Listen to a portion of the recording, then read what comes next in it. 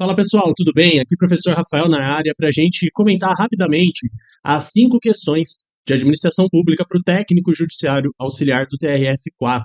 Eu estou usando aqui na minha análise a prova tipo 4. Fica ligado aí porque tem diferença no gabarito, né, na disposição das questões. Pessoal, antes de começar aí a análise, bom, comentários gerais sobre a prova.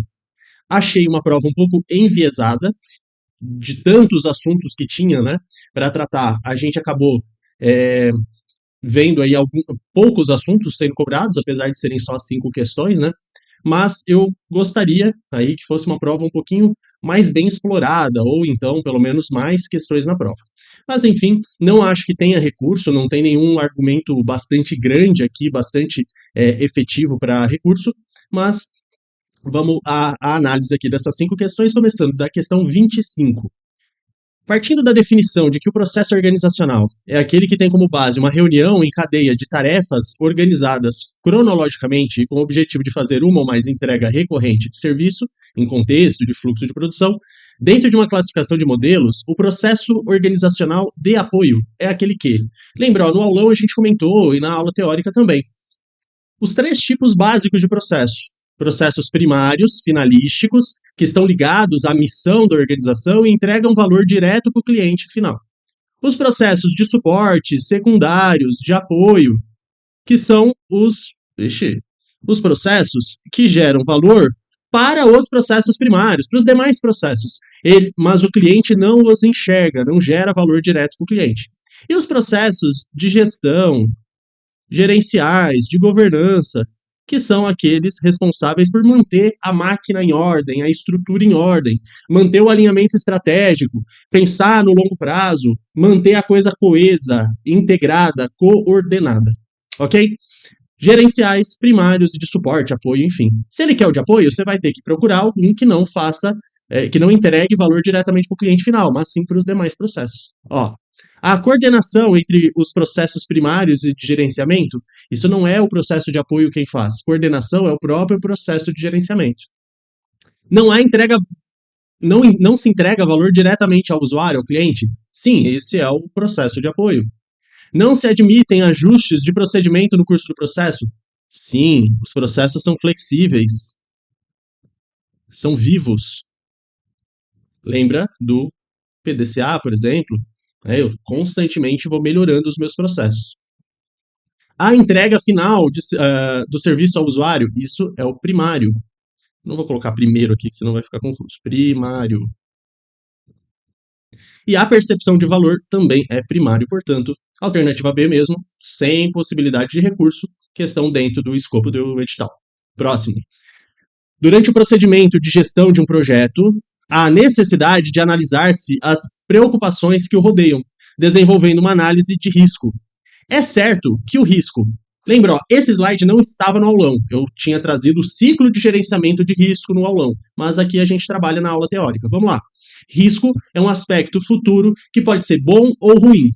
É um aspecto futuro incerto, porém eu consigo calculá-lo, estimá-lo. E a fórmula é a probabilidade de ocorrência vezes o impacto, aquela gravidade gerada pelo risco, boa ou ruim. Lembra que se for total incerteza, sem informação nenhuma, eu não gerencio esse risco. O espectro de gerenciamento está aqui, ó, na incerteza específica ou geral, onde eu consigo calcular a probabilidade e o impacto. Se eu tiver total certeza, eu não tenho risco. Por isso, inclusive, que o risco é maior no início do projeto, porque depois ele vira certeza. Fechou? Vamos lá para as questões, então, aqui para as alternativas. O risco se relaciona com resultados que podem ocorrer? Sim. Mas são desconhecidos e, por isso, demandam análise apurada para sua identificação. Cuidado, a FCC está querendo... Lógico, ela sempre tenta complicar um pouco. Mas quando ela fala de são desconhecidos, ela está puxando para o conceito de incerteza. Os unknowns, as total incerteza, né? Aqui, ó. Próxima. Merece análise detalhada e alternativas para superação? Sim. Caso se consolide em risco negativo. Não só negativo, tá? Negativo e positivo. Por não permitir cálculo ou previsões mais precisas. Permite, lembra que o número do risco, o grau de risco, a importância desse risco vai ser a probabilidade vezes o impacto. C.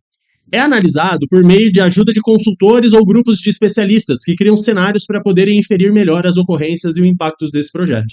Eu vou segurar essa daqui, tá? Eu vou segurar e explicar junto com a E. A C e a E, elas são quase, mas elas são parciais, tá? Eu vou explicá-las juntas.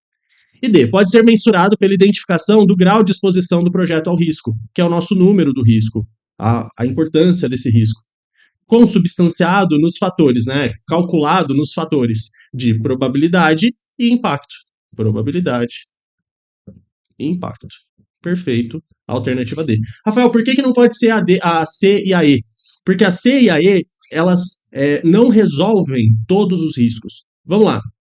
A gente tem diversas ferramentas de análise de risco, de identificação de riscos. Ó, eu não coloquei aqui no slide, mas lembra que a gente vê o contexto, depois a gente vai identificar os riscos, depois a gente vai analisar os riscos, depois a gente vai avaliar os riscos, depois a gente vai ver respostas a esses riscos. Em todo momento, a gente consulta os stakeholders, a gente monitora os riscos, né? Se está mudando a probabilidade, o impacto, ou o surgimento de novos riscos. A gente comunica as partes interessadas, a gente controla todo esse processo. Isso tudo em paralelo a todas essas etapas aqui. Vamos lá, contexto é ver o apetite, alinhamento estratégico e tal. Depois, técnicas, ferramentas. Na identificação dos riscos, eu posso consultar especialistas através de técnica de grupo nominal, através do Delphi, que é um consenso de especialistas, como traz aí aqui, técnica Delphi. A C, por exemplo, poderia ser técnica do grupo nominal, discussões em grupo de especialistas, né? Painéis, por exemplo, simpósios. Voltando a gravar após uma interrupção da campanha. Vamos lá. Então, quando a gente tem várias técnicas para calcular riscos, identificar riscos, analisar, avaliar os riscos. Na identificação, a gente pode usar brainstorming, a gente pode usar técnica do grupo nominal, por exemplo, alternativa C, a gente pode usar consenso anônimo de especialistas, que é a técnica Delphi, na alternativa E, mas a gente tem várias outras ferramentas, matriz de risco, análise de sensibilidade, análise de Monte Carlo, que é testes, simulações computacionais. A gente pode fazer o diagrama de tornado, que é aquele para bem ou para mal, e ele vai fazendo os gráficos de barra. Eu tenho várias formas. Não só pedindo para especialistas, para consultores, para consenso aqui na de baixo, tá? Então, por isso que não dá para ser. Aqui são técnicas que eu posso ou não aplicar. Já a D é para qualquer risco, quaisquer riscos. Sempre eu tenho que calcular a probabilidade ou o impacto. Fechou? Próxima questão. 27. Em se tratando da gestão estratégica do Poder Judiciário, estabeleceu-se que as metas nacionais serão elaboradas prioritariamente a partir de indicadores relacionados a cada um dos macro-desafios identificados. Os macro-desafios que se relacionam a processos internos são, dentre outros. Vamos lá. Aqui eu já achei uma questão mais pegada. Apesar da gente ter trabalhado também no aulão, a gente trabalhou bastante rapidamente. Mas lembra, lá no mapa estratégico dos tribunais federais, né, que está junto ali o TRF.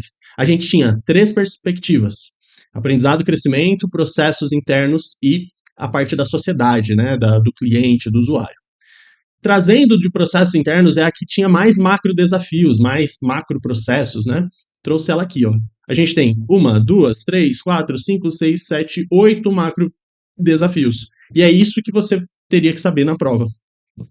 Agilidade e produtividade na prestação jurisdicional, enfrentamento à corrupção e improbidade administrativa, aprimoramento de gestão e acervo de ações relativas a previdenciário e assistencial. Lembra que o TRF ele vê bastante direito previdenciário, direito tributário, né? Promoção da sustentabilidade, aperfeiçoamento da gestão e governança judiciária, nossa matéria, aperfeiçoamento da gestão da justiça criminal, prevenção de litígios e adoção de resoluções consensuais, né, dos conflitos, mediar de forma consensual, e consolidação dos sistemas de precedentes obrigatórios. São esses 8 macro processos, né, que ele chama de macro desafios. Ele poderia ir além, ele poderia perguntar aqui quais indicadores de desempenho ligados a cada um dos macroprocessos. Seria mais aprofundado ainda, tá? Tudo isso quem traz é a resolução lá do CNJ. Vamos lá. Enfrentamento à corrupção e à improbidade administrativa. Sim. Aperfeiçoamento da política de enfrentamento ao assédio, alternativas digitais de otimização de tarefas. E isso não vê em processos internos. Aliás, assédio em nenhum momento ali no mapa, na cadeia de valor da organização, né, do TRF, é visto. Prevenção de litígios e adoção de soluções consensuais? Sim. Redução de gastos públicos? Não. Aperfeiçoamento de política e enfrentamento ao assédio? Também não. Promoção à sustentabilidade? Sim. Aperfeiçoamento da gestão política criminal? Sim. Né? Justiça criminal, política criminal. Consolidação dos sistemas de precedentes obrigatórios? Sim, portanto, o nosso gabarito. Apesar daqui, né, política, que caso você tenha errado, falar que não é política, é justiça aqui, você pode entrar com recurso caso queira, mas acho um pouco falho. Não tem muito argumento para isso. D. Agilidade e produtividade na prestação jurisdicional, sim. Implementação de alternativas digitais, não. Promoção de sustentabilidade, sim. Aperfeiçoamento de gestão administrativa e governança, sim. Redução de gastos públicos, não. Qualificação dos departamentos de recursos humanos, não. Lembra que gestão de pessoas é visto lá em aprendizagem. Aprendizagem e crescimento. Que é outra perspectiva. Lembra que o mapa estratégico do TRF, né, do Judiciário Federal, traz 3 perspectivas do BSC deles, né? Aprendizado, processos e clientes ali. A parte financeira eles não trazem, faz até bastante sentido, né? Próxima. Tá. 28. A busca por maior transparência, prestação de contas, valorização do usuário têm sido constantes dentro do contexto de qualificação da prestação de serviços públicos, exigindo um controle cada vez mais rígido pela busca da excelência dos serviços prestados à população. Excelência na administração pública. Lembra? Desburocratizada, lembra das 8 perspectivas do MEG, tudo é importante. Da melhoria contínua, né? Mais importante ainda.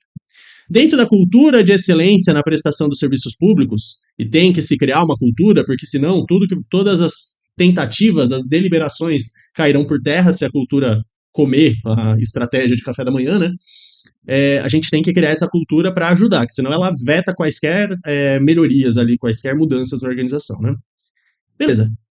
Essa cultura de excelência na prestação de serviços contém quais elementos?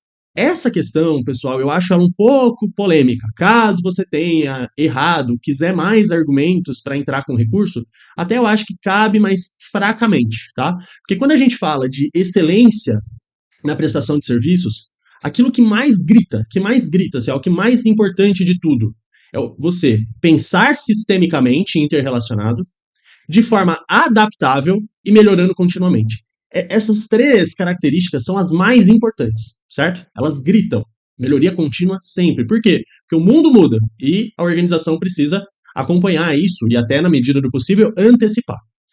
Quando a gente vem na A, ó, identificação de pontos fortes, fracos, né? Análise SWOT, formatação de indicadores de desempenho, a parte de controle, isso é mega importante. É mega importante. Só que é feito isso desde bastante tempo. Não é necessariamente a cultura de excelência, certo? Pode ser, inclusive, uma cultura de um planejamento, no máximo, otimizante, e não focado na melhoria, adaptativo, sabe? Então, assim, aqui é bom, mas não é teu gabarito. E é assim que você tem que resolver a questão da FCC, ela vai te dar coisas boas. Capacitação contínua, contínuo aprendizado e crescimento, isso daqui grita tem que gritar nos teus olhos, assim, ó, sabe? Sinestesicamente falando. Motivação dos servidores para criar essa cultura. Essa daqui é a mais ligada à excelência. Portanto, já sabemos que é o nosso gabarito. Excelência. Definição do processo de divisão do trabalho, otimização das atividades, busca da eficiência. Gente, isso daqui é feito desde a época do Taylor. É bom, lógico que é bom, mas está longe de ser a cultura da excelência. Entra aqui, ó. É bom, mas não é o gabarito. Custo módico das tarifas, isso daqui tem a ver com um princípio de serviço público. não da excelência nos serviços públicos. Estabilidade do modelo de gestão, isso é ruim. Eu não quero estabilidade aqui. Eu quero flexibilidade, adaptabilidade, aprendizado contínuo. Estabilidade é muito legal quando o mundo é estável. Agora, quando o mundo muda, a gestão tem que se reinventar. Identificação e mapeamento de processos, essa daqui eu acho que mais poderia gerar dúvida, tá? Pode gerar dúvida. Inclusive, se você ficou com dúvida, eu acho que você está no caminho certo, tá? Se você também achar que AE é o gabarito. AE é quase o gabarito, quase. Porque uma coisa é você identificar e mapear processos. Outra coisa é você gerir a tua organização através dos processos. Identificação e mapeamento é só uma, ou duas, né? Mas só uma aqui, das 6 etapas da gestão de processos da organização. Não adianta só você identificar e mapear.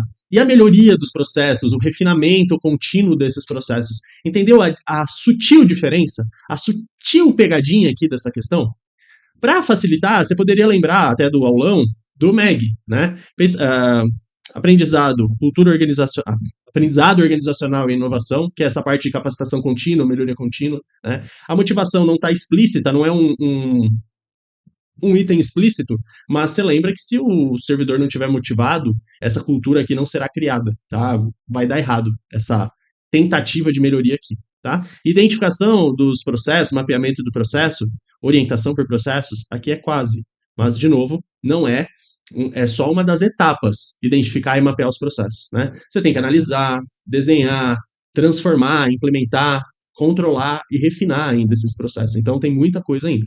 Tá? Coloquei outro slide aqui, se você quiser lembrar do que quer dizer cada um desses indicadores. Perdão, desses fundamentos. Então, a A é boa, mas é feita desde há bastante tempo, eu diria desde o Fayol, ou pelo menos ali desde o Peter Drucker, com certeza. Capacitação contínua e motivação é essencial para a cultura de inovação, para a cultura ali de excelência. Definição dos processos, divisão do trabalho, otimização das tarefas é bom, mas é feito desde o Taylor. Custo módico das tarifas não tem a ver com a nossa gestão aqui de excelência, tem a ver com a prestação de serviços ali, né, com os princípios do serviço público. Estabilidade do modelo, isso é ruim, é a única coisa aqui que é ruim para a nossa ideia. Identificação e mapeamento de processos está incompleto, só falou uma parte da gestão por processos, dessa orientação dos processos. Fechou? Portanto, a B mesmo. E para fechar, acho que essa é a última, no contexto de comunicação pública, governamental, as redes. Rede, a gente também falou no nosso aulão. Vamos lá. O que é a rede? A rede é um monte de empresas públicas, privadas, não importa, formando uma aliança estratégica, gerando mais valor para a sociedade ou para outros, né? Pode ser privada também aqui. Mas nesse caso, né, a gente está falando de organização pública. Para essas redes, lembra, ó, as redes, eu até dei o exemplo no aulão. Uma rede pode estar, um ator dessa rede pode estar em cada estado da federação, por exemplo. E para isso funcionar de forma, inclusive uma dificuldade de coordenar isso, a gente tem que ter os processos de suporte aqui, todos os sistemas de tecnologia da informação e comunicação, né? A comunicação intra-rede e fora da rede, né, para os stakeholders externos. E tudo isso, qual que é a ideia da rede? Você ganhar adaptabilidade, você ganhar coparticipação, principalmente aqui no caso de prestação de políticas públicas. Essa rede tem uma grande característica de não ter hierarquia entre os elementos dela, né? É um controle de resultados, a gente está querendo gerar resultados. E para isso funcionar, tem que ter uma governança bem clara, para manter tudo coordenado, íntegro, transparente, e tem que ter a gestão do dia a dia dela, né? Além dos mecanismos de suporte ali para dar suporte para isso funcionar. Isso é extremamente flexível, adaptável, gera bastante valor, eficiência no uso de recursos e máximo aproveitamento das competências, tá? No mesmo estilo da estrutura matricial, a estrutura em redes, ela gera alta eficiência no uso das competências, conhecimentos, habilidades, atitudes e capacidade de inovação, co-criação, co-participação. Como desvantagem, é muito difícil de implementar e coordenar. Pode ter desalinhamento estratégico, porque é difícil ter essa governança aqui, né? E cada um pode puxar a sardinha para cada lado, e é difícil de decidir, demora a decisão, justamente porque ela é descentralizada. Vamos para a questão, vamos ver as alternativas que elas falam. Redes são organizações permanentes que permitem contato direto do prestador do serviço público e a sociedade em um ambiente de rede aberta, com viabilidade de registro de demanda ininterrupta. Uma baita falácia para você lembrar o seguinte: a rede jamais vai poder ser permanente, porque são pessoas jurídicas diferentes. Não é uma mesma estrutura, não é um mesmo contrato social. O que tem são, às vezes, contratos de prestação de serviços, que não são permanentes. Tá? Então, até no aulão, de fato, eu não falei da permanência ou não dessas redes, mas você sempre tem que pensar isso. São alianças, são parcerias que podem perdurar por bastante tempo, mas jamais ser permanentes. Redes são flexíveis? Sim, porque permitem a entrada e saída de seus colaboradores de forma permanente, sem limitação quanto ao grau de responsabilidade do agente em seu local de ofício. Vamos lá, gente, cadê a governança aqui? Cadê a governança? Porque se não tiver responsabilização, e inclusive eu já te falo que é mais difícil de responsabilizar. Sim, é mais difícil. Inclusive é bastante parecida com a estrutura matricial. Como não tem hierarquia, é tudo horizontal, é difícil você responsabilizar o agente.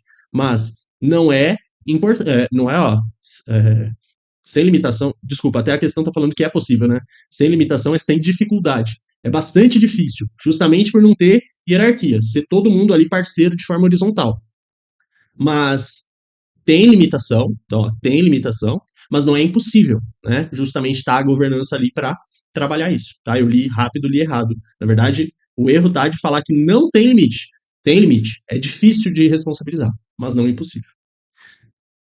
E aqui, ó, de forma permanente, a saída, entrada e saída de forma permanente, estranho. Enfim. C. Centralizadas. Jamais. Você nem vai ler. Centralizado, rígido, hierárquico, ó, rígidas e centralizadas, nada a ver, tá? Jamais, jamais, jamais. Flexíveis, sim. A ideia da flexibilidade, ela é, mas o resto é que tá errado. E aí só sobra aí, né? Temporárias, visto que são pessoas jurídicas distintas, unidas por um propósito em comum. Conectadas pela TIC, pela tecnologia da informação e da comunicação, com compartilhamento de competências, conhecimentos, ideias, soluções, cada um tem as expertises, as competências organizacionais próprias, infraestrutura, processos, colaboração, com o intuito, opa, não tem acento não, aqui, com o intuito de resolver problemas ou obter ganhos de toda espécie. Estou tão acostumado a ter erro de português aqui na prova que eu esqueço. Justamente o nosso gabarito.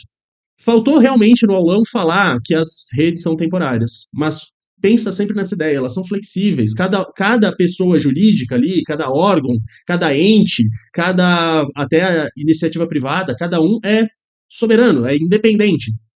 E se junta como se fosse uma.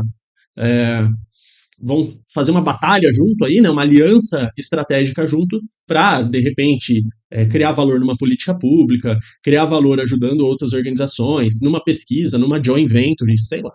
Tá? Portanto, a única questão aqui que eu vejo possibilidade de recurso é voltando aqui, essa daqui, caso você tenha errado, né? E aí, não é política criminal, é justiça criminal, talvez. E na 28, se você quiser falar, mas aí ele remete à orientação por processos, mas também acho que não tenha recursos, tá? Recurso nessas 5 questões eu não acho que tenha mesmo, não. Mas eu espero que você tenha ido bem. Sigo sempre à disposição. E se você tiver quaisquer dúvidas aí, quaisquer outras questões, é só me mandar lá no Instagram que eu estou à tua disposição. Um abraço, até a próxima, boa sorte a todos. Tchau.